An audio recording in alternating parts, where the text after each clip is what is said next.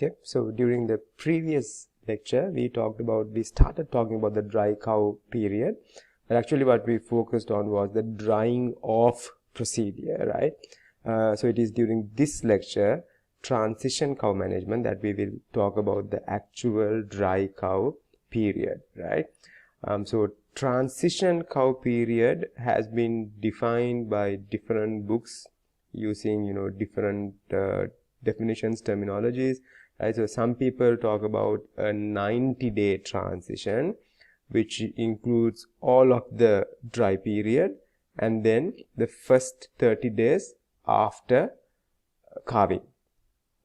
Right, but some people talk about only a 60-day transition or a 51-day transition, which is like the 3 weeks prior to calving and 30 days after calving. So depending on the book you read, the definition for transition cow might be different. Regardless, what's important is for you to realize what's meant by transition, which is, transitioning from one to another, right? So transition, something we use transition is to describe this phase in butterflies where they transition from a caterpillar to a butterfly, right? So similar transition in cattle also, dairy cows, so just before calving, the animal is basically heavy pregnant but not lactating, right? But soon after calving, that status is going to change to lactating and non-pregnant, right? So that is a massive transition. So regardless of the period, right? So like I said, it could be 90 days, it could be 3 weeks either side, 42 days, or it could be 51 days. Regardless of that definition, what this means is that the animal transitions from one stage to another stage, and that transition imposes a lot of stress on the animal, right? And that makes it susceptible for various diseases, etc., infectious and non-infectious diseases, and that's where veterinary intervention has to come in, right? So before I proceed further, so we talk about the dry period, we usually talk about a 60-day dry period, but we can further divide this up into a far-off dry period and a close-up dry period, right? So the close-up dry period is the last 3 weeks in the gestation, and depending on when you dried, anything before that last 3 weeks becomes the far-off dry period. So in a 60-day dry period, almost 40 days of far-off dry period. But if you gave only 45 days, then 25 days of far-off dry period. So why do we do that? We will talk about that shortly. Right, so this is that extreme challenge that I talked about, which imposes a lot of physiological changes, right, on the liver we talk about. So why liver? Right, because it has been shown, hepatic blood flow doubles, right, per hour. Dry matter intake, 50% increase, 44%. Liver oxygen utilization almost doubles. Metabolic activity per gram of liver double. Glucose release from liver double. So why liver? Liver because, right, if you will recall, what does the liver do? Liver plays the major role in converting the propionic acid, remember propionic acid, volatile fatty acids, propionic acids into glucose, gluconeogenesis, and it is this glucose that goes into the udder and produces lactose, which is the major constituent deciding the volume of milk. Now, do you remember how much lactose there was in a liter of milk?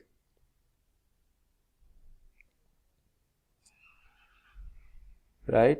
So, the liver is overworked in high producers. right? So how many grams of lactose? Try to recall that, give it 5 seconds and think of, right? So it's, let's say it's approximately 5 grams, right?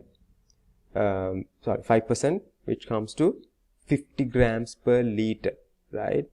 So for ease of calculation, let's just assume it's 50 grams per liter, right? So if it's 50 grams per liter, a 10 liter cow produces 500 grams of lactose, right? And then 20 liter cow would have to produce 1 kilogram of lactose. So this animal that was not producing any lactose in terms of milk secretion, no milk secretion, suddenly producing 1 kilogram of lactose, and that is what imposes part of the reason the stress on the liver, right? So we have looked at this briefly in body condition scoring, right? So this shows the feed intake, energy demand, and energy balance, right? So can you take a minute off and try to, draw the cycle after lactation? Pause the video and try to do that, please. You will recall that energy demand is higher than the energy intake from feed. So this is net energy for lactation, which gives a negative energy balance at the beginning, later on becomes a positive energy balance, right? So that would be milk yield, something like that, right? And so that's the energy requirement for milk. However, energy intake is lower than that, which gives a negative energy balance, which we talked about.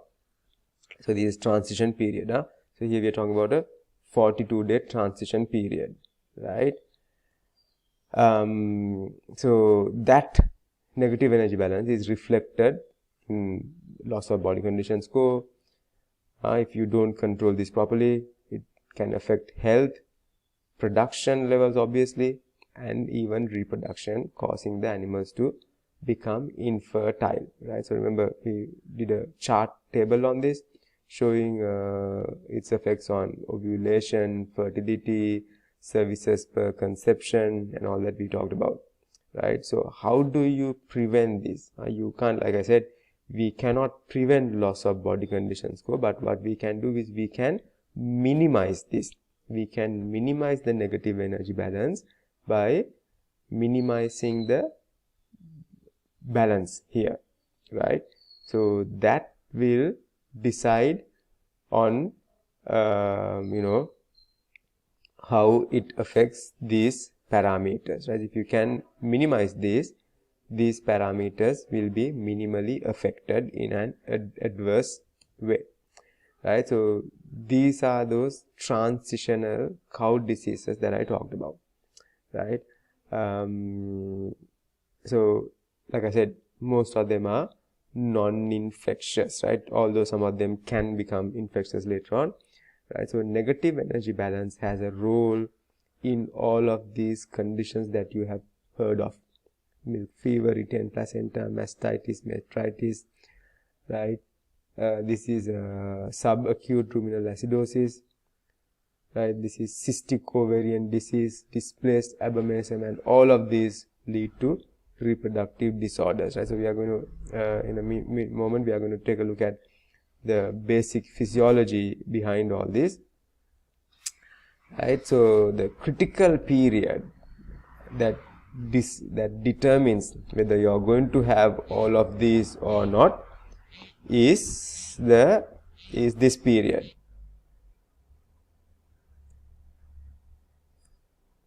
right? So this is that critical period, right? So if we can control the negative energy balance here, we can control occurrence of these transition cow diseases, right? So that is the basic concept of transitional cow management. Try to minimize this energy shortage, right? And you can minimize the occurrence of those transitional cow diseases. So what's important is controlling this cannot be done within the fresh period alone, right? So you can't, it's not something post calving. You have to start it pre-calving, right? So that is why transition phase spreads before and after, right? So you have to start working on it during the close-up dry period, right? If you wait till the animal calves, it's too late. You can't do anything about that particular parity. Then you'll have to wait till the next parity, right? So that is the most important thing here. Although negative energy balance takes place here after calving, to prevent, to fix, manage conditions that take place during this period, you have to start working on taking preventive measures prior to calving, right? Prior to calving. So that is the basic message of transition cow management, right? And like we said, so there's an energy shortage. So where does the energy come from? You know this already, by mobilizing the fat, right? Fat stores, that's what we talked about. 8% 10 millimeter back fat thickness per unit of body condition score. So without going into too much detail, so you've already done this during biochemistry. So basically lipolysis goes on, which produces NEFA, non-esterified fatty acids, and glycerol, right? So this NEFA undergoes esterification and turns into triglyceride, part of it, and gets stored as fat again, right? So same starting compound, right? But then part of it undergoes energy production, oxidative phosphorylation inside the mitochondria, right? So that is the whole purpose, right? Of course, there's no point in breaking down fat and remanufacturing fat, right? If that was the goal. No, the goal is not that. The goal is to get energy for this negative energy balance, right? Energy shortage. So that is the goal of breaking down fat. Break down fat and produce energy, right? So earlier we talked about liver being overworked for production of lactose, right? Gluconeogenesis, and this is the other place where liver is overworked, right? For producing this extra energy, right? And so what does that? What happens is, if all of this fat could be converted into energy, probably liver won't be affected too badly. But unfortunately, part of it needs to be converted back into triglycerides, right? And that fat can accumulate in the liver, giving these islands of intrahepatic lipid, right? So I don't know exactly what happens in human fatty liver, but I presume it's something like this, right? Not because the liver is overworked, but due to different reasons there, of course, right? However, similar intrahepatic fat depositions, right? For alcoholic reasons or non-alcoholic reasons, right? So when the liver becomes fatty, right, then it predisposes the animal to all these conditions. Like I said, the whole idea of doing this in a physiological point of view is to get these desired effects, which are for energy from milk fat, right? However, you also get these undesirable effects, which are the transition cow diseases, or the negative effects, right? So that is the problem. You cannot have only this component, right? If you break down fat and get energy, you end up with these negative effects as well, right?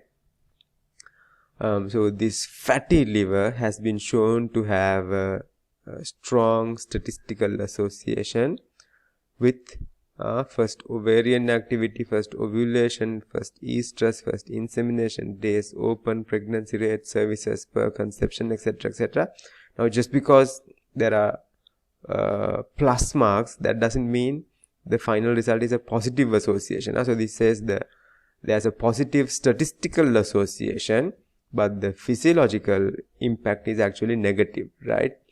So fatty liver has a negative effect on first ovarian activity, has a negative effect on ovulation, prolongs ovulation, so on and so forth, right? So this is how basically we see, look at the implications.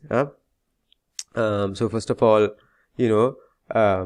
negative energy balance and transitional cow diseases, and then because of these effects on the reproductive system, prolonged open period, prolonged intercalving interval, fertility goes down, expenses for heat detection, repeated artificial inseminations, right? All those compounding effects eventually leading to loss of profits for the farmer, and even may have to cull the animal if you don't manage the close-up period properly. You see, I hope you can begin to appreciate the importance of this transition cow management, right? So in addition to that, right, so one of the transition cow diseases, if you may recall, was mastitis, right? And that happens by immune impairment of the immune system, right? So it has been shown the higher the hepatic fat increment, higher the incidence of mastitis, right? So you need to keep the hepatic fat increment as low as possible, right? So basically, those the effects are being imposed through NEFA and high NEFA and reduced IGF-1. IGF-1 is insulin-like growth factor 1. Of course, there are multiple other reasons, but these are some of the major reasons, right? So higher the negative energy balance, higher the NEFA and urea, lower the IGF-1, so IGF-1 is a growth factor, right, which is important for follicle development and ovulation, right? But when you have low IGF-1, right, the follicle development, ovulation, embryo development, all of those have a negative effect on all of these with reduced IGF-1 levels, right? And on the other hand, these can change the uterine environment and also decrease oocyte quality, and thereby you have infertility, animals that won't get pregnant soon after voluntary waiting period, prolonged open periods, prolonged intercalving intervals, low annual milk production, low profitability, high cost of production, etc., etc. So it's a vicious cycle, right? So this is probably around where breeding takes place after the voluntary waiting period, and that falls right in the middle of this energy shortage, right? And so if you can, right, because of negative energy balance, lipolysis, you have all this fatty liver, and which affects breeding, right? So if you can control these, you can minimize negative energy balance, then you can minimize the impact on infertility, right? However, like I mentioned earlier, the preventive measures needs to be taken here before calving and not after calving, right? You can't wait till this challenge period to take preventive measures, to rectifying measures, right? You have to take those measures prior to calving. Right. Okay. So what exactly causes the negative energy balance? Right. So as you can imagine, at drying off, right, at drying off, there is a feed intake depression. Why? Because the animal has been producing, let's say, 10 liters of milk, which equates to 50 plus megajoules of metabolizable energy, and suddenly that output stops, right? So when the output stops, animal has no appetite for intake, right? So it causes a feed intake depression, right? Sudden drop in feed intake. But in addition to that, of course, this is not something sudden. The uterus has been expanding slowly but steadily, right? And that exerts a pressure on the rumen. So rumen has a limited capacity, right?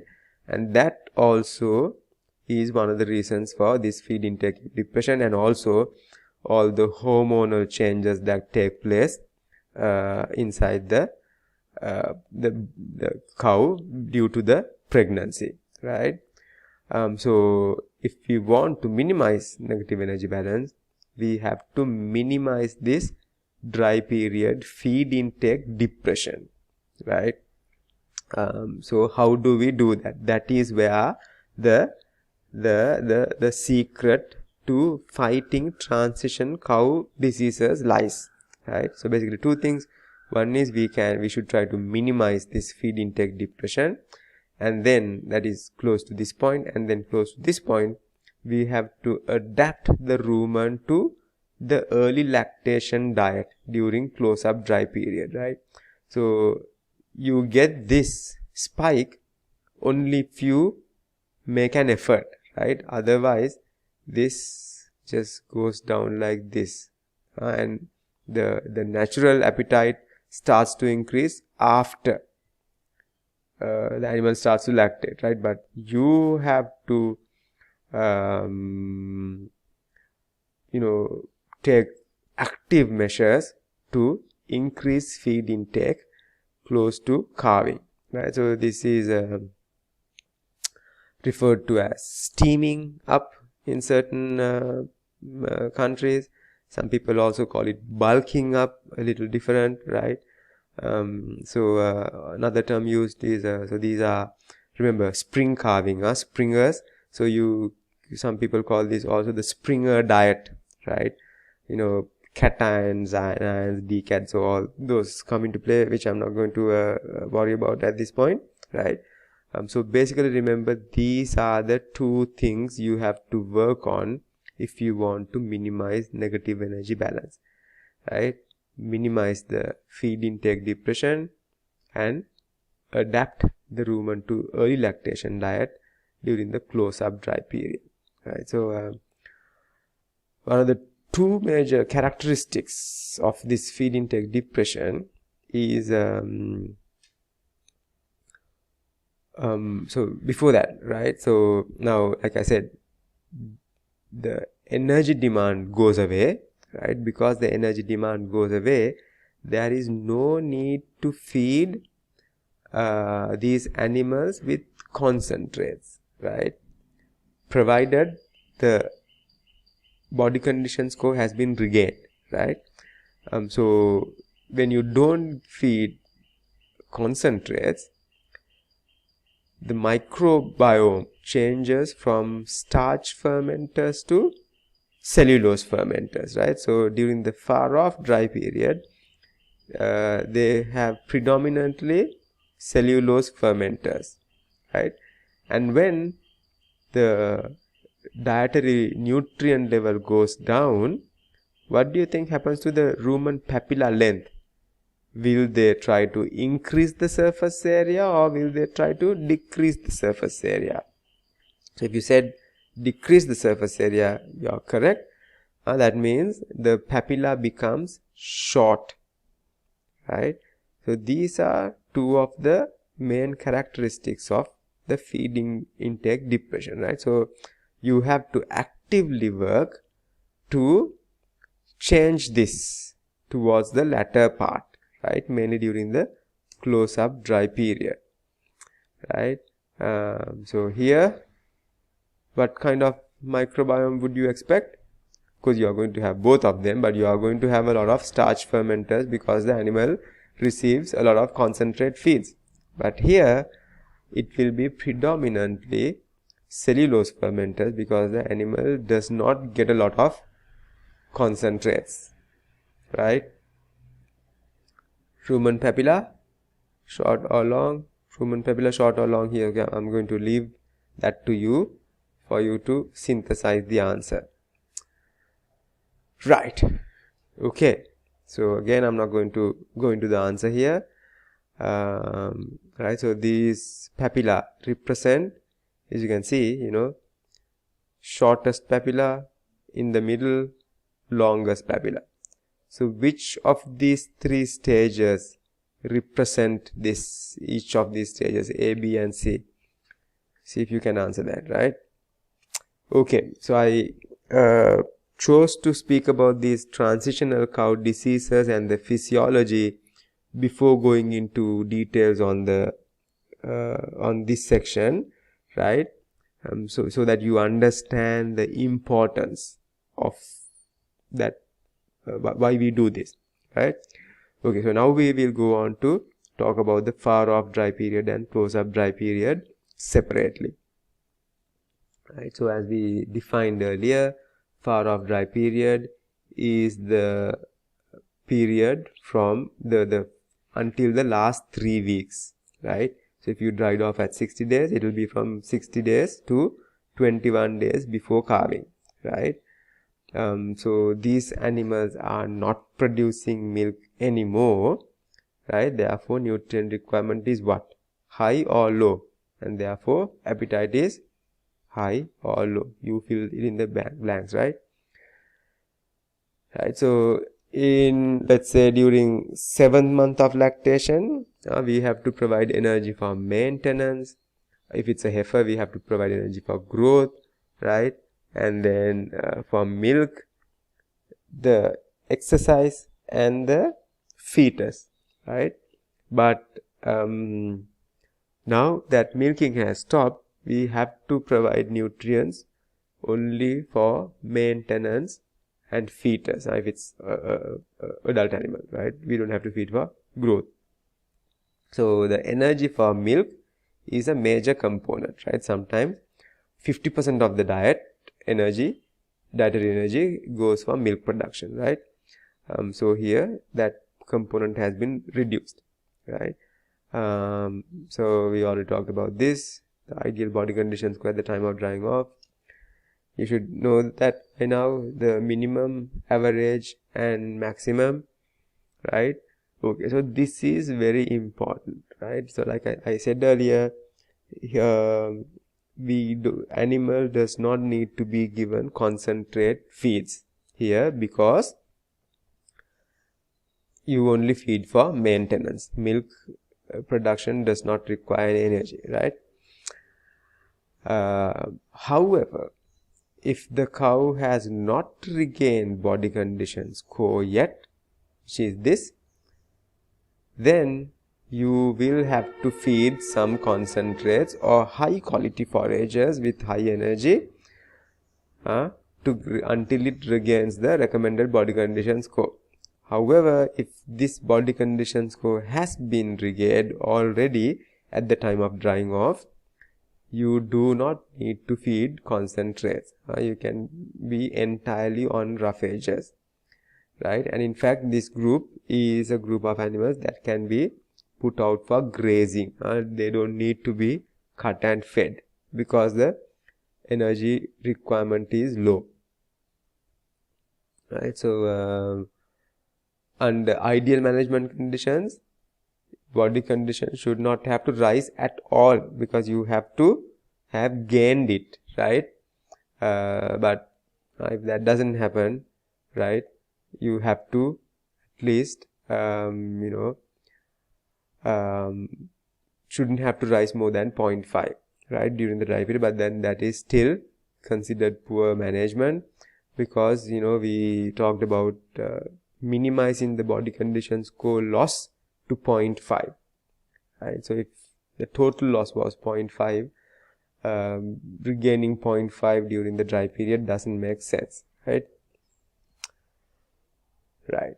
So that is the far off dry period, right? So the close up dry period is the last 3 weeks before calving. And here, remember what we talked about earlier, you have to adapt the rumen for the early lactation diet, right? So the early lactation diet is a high energy diet, right? So to adapt the animal to this high energy diet, what do we have to do? We have to introduce concentrates, right? A feed that gives butyrate and propionate, and also we have to transition, which will help transition the microbiome from cellulose fermenters to starch fermenters, or fiber to starch, or cellulose to amylolytic right? So if the body condition score has been regained, you don't have to worry about this, right?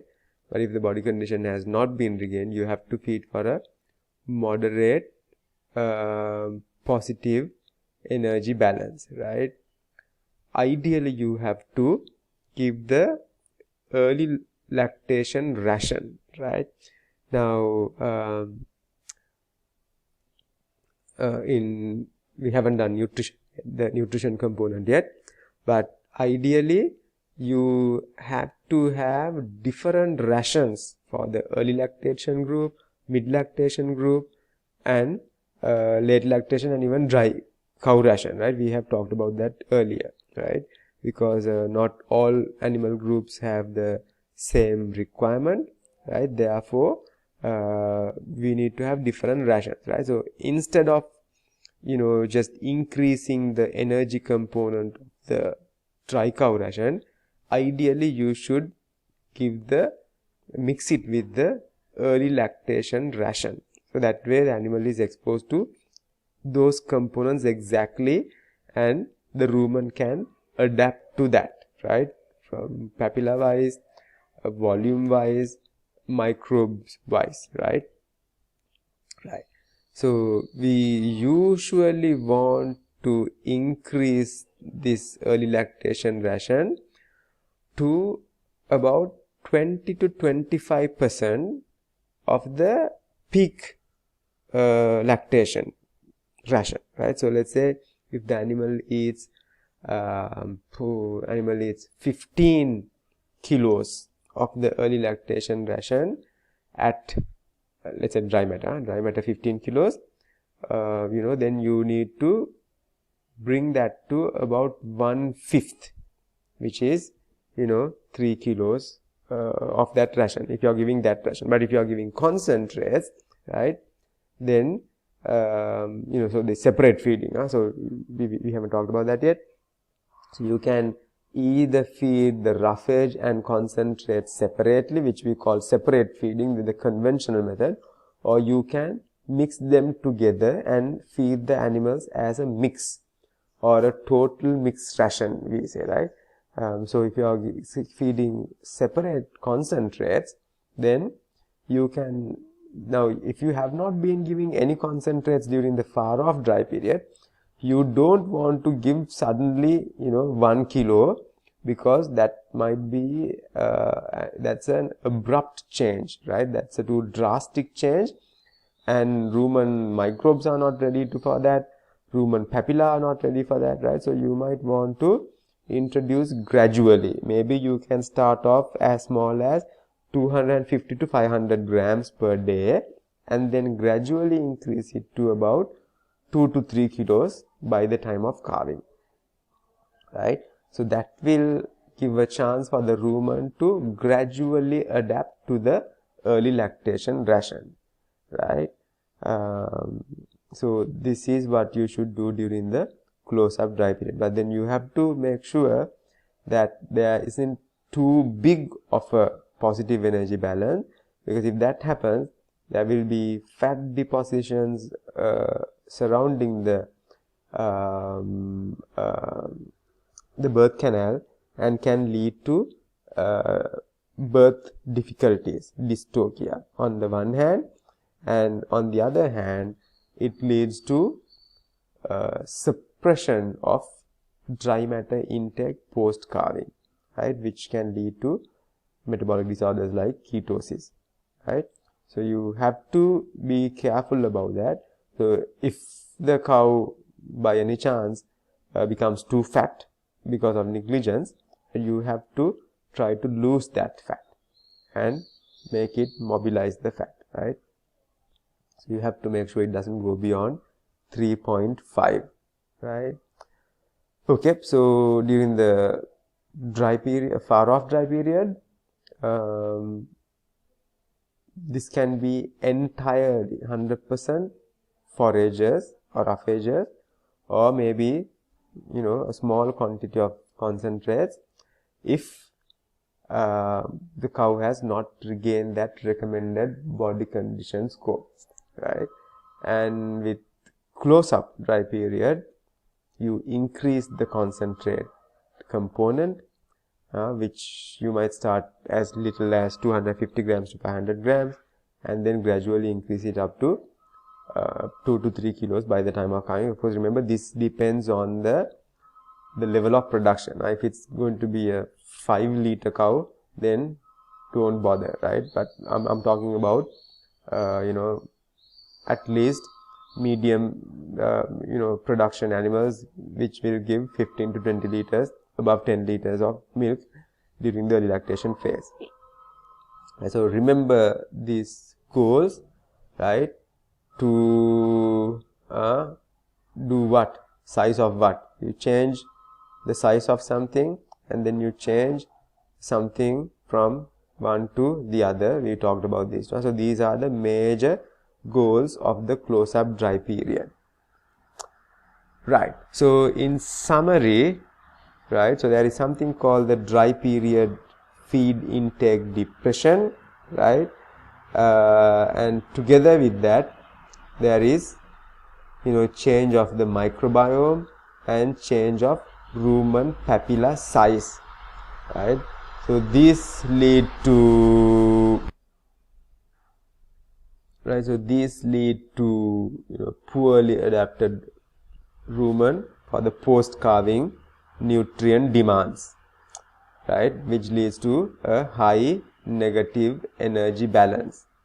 And so we want to ideally keep the negative energy balance as low as possible, because if the negative energy balance causes lipolysis, part of it goes for energy production, which is the desired effect, but part of it goes for deposits as triglycerides inside the fat liver, giving rise to fatty liver.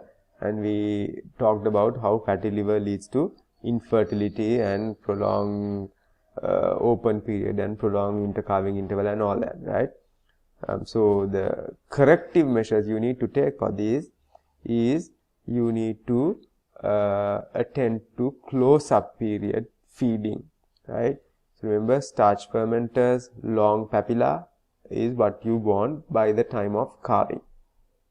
And so if you have a well-adapted rumen to the post-calving demands, negative energy balance will be minimal, and minimal lipolysis leading to a very good fertility, right. So the take-home message here is that proper transition cow management is really important to minimize the negative energy balance, which leads to minimizing infertility and the occurrence of transition cow diseases, right. So if your transition cow management is poor, which starts during the dry period, specifically close-up dry period, you are going to have high negative energy balance, high occurrence of transition cow diseases, and poor fertility, right, which will translate into poor profitability for the farmer, right. So that is really important for you to sink in. Now, I'm not going to go into details on these transitional cow diseases, right? I'll let you self-study. You have already done this during the first year for biochemistry, and then you also will learn this in detail under medicine as metabolic disorders, right? But just it's important for you to have a brief idea of what really happens in ketosis, and then abomasal displacement, right? Subacute ruminal acidosis, etc. Right? So I'm not going to go into details on these. You can read these up, and I do expect you to know the basics of this. For dairy production, you will be questioned on this, right? So all these very simple things that you can understand by yourself based on what I've talked about so far, right? Right. So I'll spend some time here. Right, so this is an experiment conducted using two groups of goats. One group received a high plane of nutrition and the other group received a low plane of nutrition, right? And at the end they looked at the papilla, rumen papilla, effects of nutrition level on number and surface of the rumen papillae, right? So this is the atrium, the dorsal sac, this is the ventral sac of the rumen, right? So what happens between these two groups? See, in this group, papilla length is higher here also, right? And in the width is also higher here, higher here. Density meaning the number, so number is not different, right? So in one group, new papilla don't just pop up like that, right? Same number is not different, right? Surface area different, right? So which of these two groups got a high plane of nutrition and which of them got a low plane of nutrition? Right? So high plane of nutrition, longer, wider and larger surface area, right? So if you said high plane of nutrition to this group, you got it correct, right?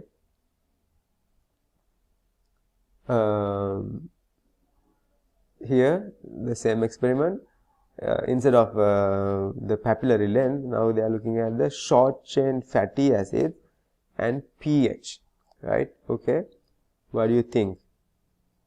Low pH,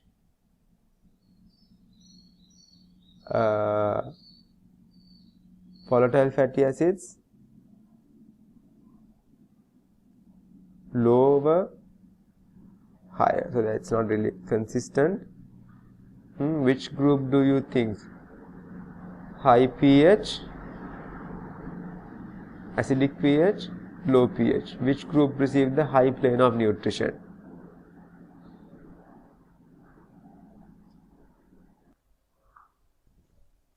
Okay, you need to think about it. What do you think? It's a little tough one, right? So if the pH is lower, that means the papilla have done a good job in absorbing the volatile fatty acids, right?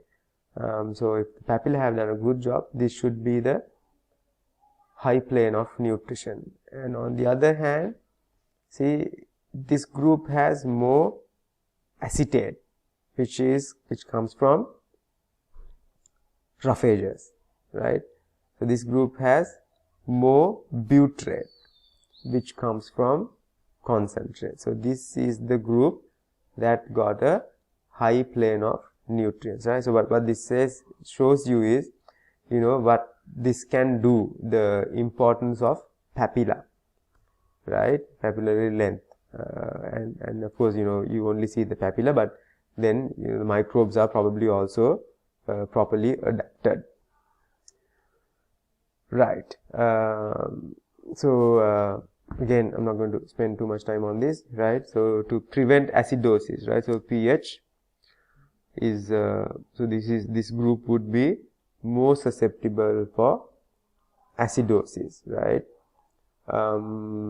So it's important to divide your concentrate feeding, break it up to twice or even thrice if practically possible, instead of giving all of it at once. But if you give all of it at once, right, then you get acidity increases, right? Again, I'm not going to go through this in detail because all these are easy to understand, right? So just read and you can easily understand, right? If you have any questions, you can bring them up at the discussion session, right? Okay, so this is very important, right? The transition management key points for improved health, production and reproduction. We have to minimize feed intake depression, which we talked about, right? And negative energy balance before calving, right? So you have to minimize the risk and impact of dystocia, again by improving management. Minimize risk of hypocalcemia, right? So we will talk about that. Calcium management, endogenous calcium, you have to stimulate release of endogenous calcium from the system. If you keep on feeding calcium, that is exogenous calcium, right? And then you have to minimize the risk of infectious diseases, right? So in addition to controlling, so you can't just do your energy management, rumen papilla management, microbial changes, and have the animal in a dirty environment and hope it won't get any mastitis or metritis. No, you have to keep them in a clean environment as well, right? So you have to minimize those risks as well, right? And then of course you have to promote rapid return to positive nutrient balance soon after the peak, right?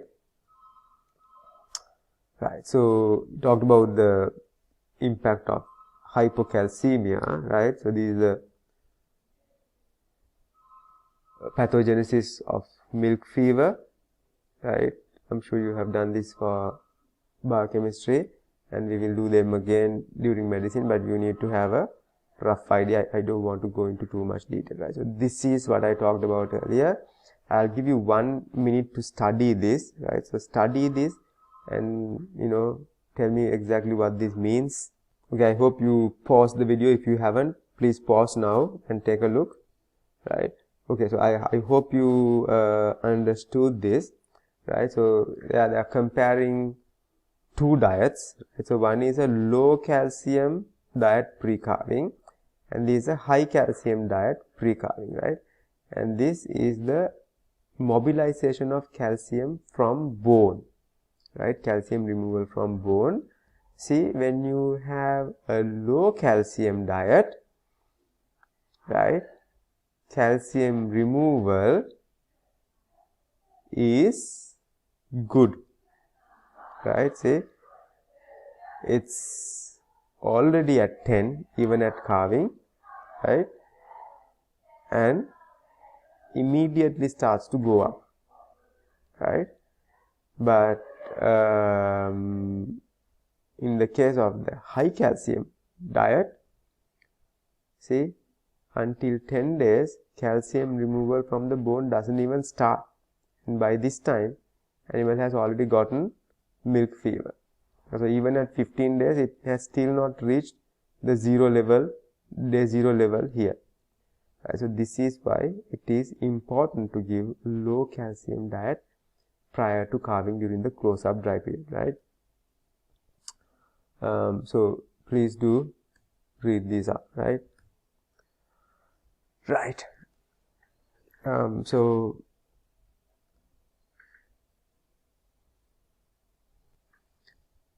a liter of milk, right? So I've been saying this from the beginning. You need to have an idea about the composition of milk, right? So we talked about the protein percentage, we talked about the fat percentage, the lactose percentage, and calcium is also very important, right? So this highly depends on the milk fat and protein percentage, right? However, generally Holstein Friesian milk has about this much calcium per liter of milk, right? So 1.2 grams of calcium per liter of milk, right? So generally a 25-liter cow requires about this much calcium, right, in the diet, right? Okay, so now grass as well as your regular concentrate feed has calcium, right? So this can give, the grass alone, right, can give about 90 grams of calcium out of this 107, which leaves a deficit of 17 grams of calcium, right? So this is the calcium that you need to give through your concentrate feed or as a mineral mixture, right? So in small farmers like Sri Lanka, sometimes they don't give concentrate diet, so therefore giving a mineral mixture is extremely important, right? We do certain changes, so like I said here, right? For pre-calving diet, which is essentially the close-up dry period, last few weeks, we reduce the calcium, right? So we make changes not only to calcium, right? Not only to calcium, but many of these electrolytes, right? Sodium, potassium, chloride, magnesium, phosphorus, anionic salts, right? So we do certain changes to many of these electrolytes. I don't want to go into details because you are getting separate nutrition lectures, right? So I'm going to skip that, but I'm going to ask you to read up on this, right? So I already told you what happens to calcium. We need to reduce calcium, right? But then what should we do with this, right? So this is, remember I talked about the Springer diet, right? So this is basically the Springer diet because this is for Springer cows, right? Animals that are going to calve in spring, right? So the Springer diet has certain differences from the regular lactation ration. In addition to energy, protein, fat, vitamins, right, there are these electrolyte changes. So it's good to know about this, huh? So this will be just a point, huh? Not so those who expect to get A plus, right, you need to know this. We may ask you these questions at the Viva. Right, so you also need to know, very important, right, in dairy feed, what kind of energy levels are there, what is the protein percentage, what is the fat, what is the ash content, right, fiber, moisture, calcium, right? So this particular diet has 0.68 calcium, right? And this diet has 0.8%, right? So 16% protein, previous one was 15.4, energy not shown here, right? So just because it says here 0.8%, now it doesn't necessarily mean that all 0.8 is available, bioavailable, right? So you need to pay attention to that also, right? So this is 0.8%, which means in 100 grams you will have 0.8 grams, right, in a kilogram, let's say in a kilogram, you will have 8 grams, right? 8%, no, 80 grams, right? 80 grams, right? So 8% from a kilogram would be 80 grams. Yeah. So 0.8% would be 8 grams. Huh? So you have only 8 grams in a kilo of regular concentrate feed. But look at the mineral mixture.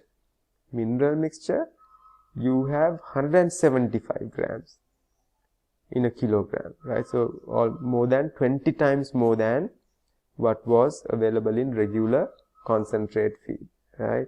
So for high producers, we give mineral mixture during early lactation and mid lactation and even through late lactation, but you have to reduce that. Some people continue to give this during the close-up dry period also, which predisposes animals for hypocalcemia. So remember, that is not recommended practice, right?